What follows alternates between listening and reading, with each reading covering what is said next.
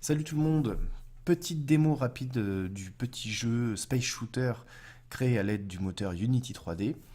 Donc comme d'habitude, je poursuis ma quête sur la découverte de ce moteur 2D 3D assez hallucinant, il faut dire, pour venir de Slick et de LibGDX. C'est vraiment très très très sympa, on arrive à faire des choses très rapidement. Alors je suis bien conscient que du coup, c'est pas nous qui créons l'architecture, elle est déjà créée par le moteur de jeu. Mais l'avantage c'est que très rapidement, en ayant suivi un petit tutoriel, donc on arrive à mettre en place ce jeu, ce Space Shooter, que je vous présente tout de suite.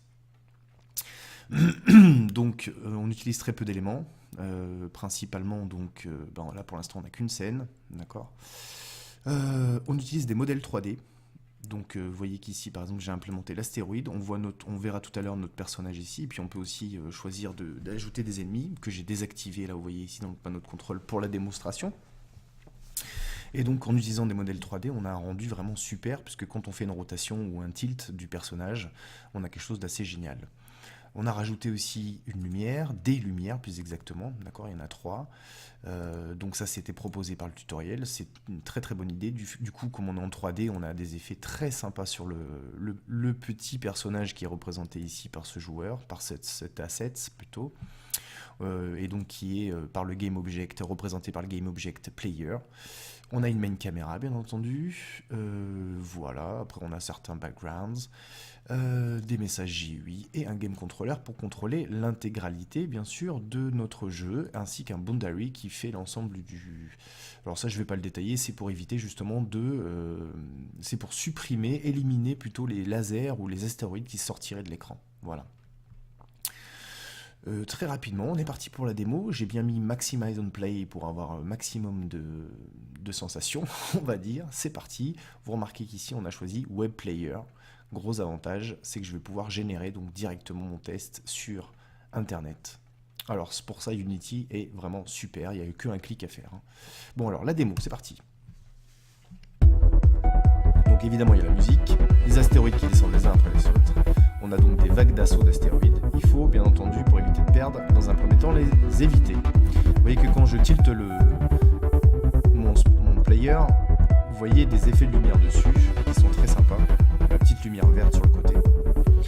Et les astéroïdes, c'est pareil, justement. Ils tournent, comme c'est des modèles 3D, ils sont magnifiques, tout simplement.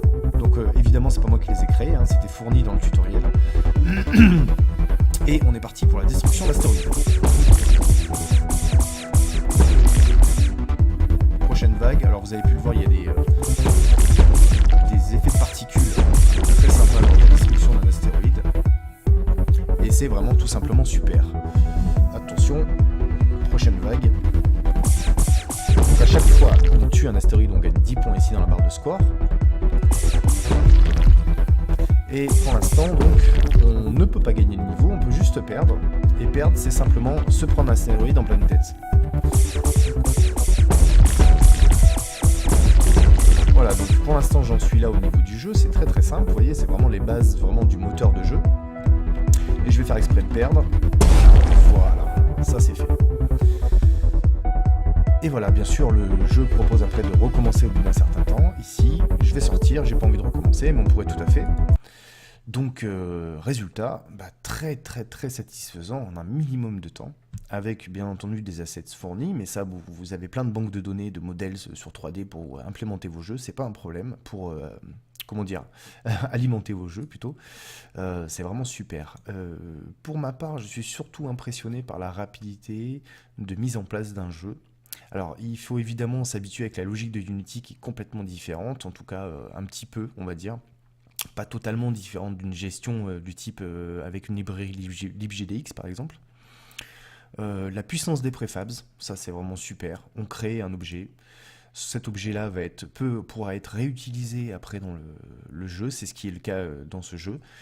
C'est le cas, je veux dire, dans ce jeu, puisque on crée en cours de route, dans le script, de manière donc aléatoire, tous ces astéroïdes. D'accord, donc c'est vraiment une génération dynamique des objets, donc on ne les place pas directement dans la scène, on les crée au fur et à mesure.